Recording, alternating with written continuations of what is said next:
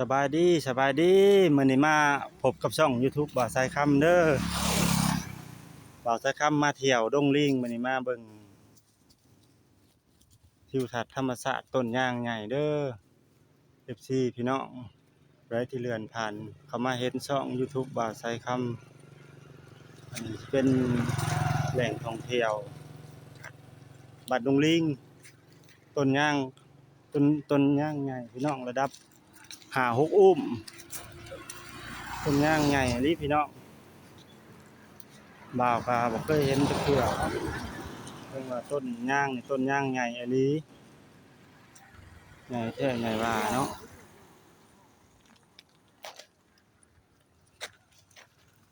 โอ้งามพี่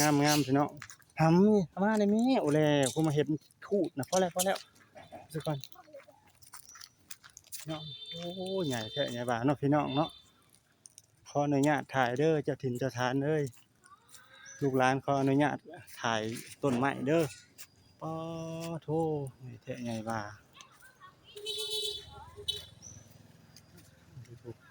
เข้าไปว่าผมดูครับมาติต้นใหญ่เนาะลิงสถานที่ต้นไม้ใหญ่แท้ใหญ่ว่าอืมอืมย่างใหญ่อันนี้เก็บเป็นลิงเด้อพี่น้องเด้อหากโตบ่ใหญ่เนาะ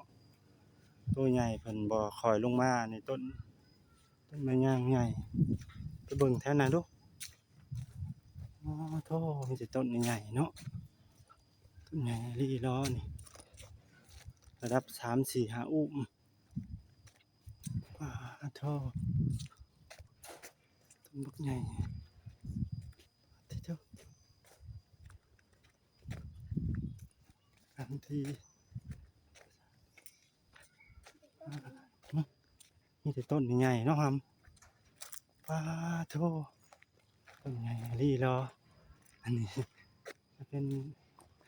พี่น้องมันก็ต้นใหญ่กันเนาะระดับจะอุ้มมันนี่ว้าโธ่ใหญ่ลีลอพี่ก็ไปรถ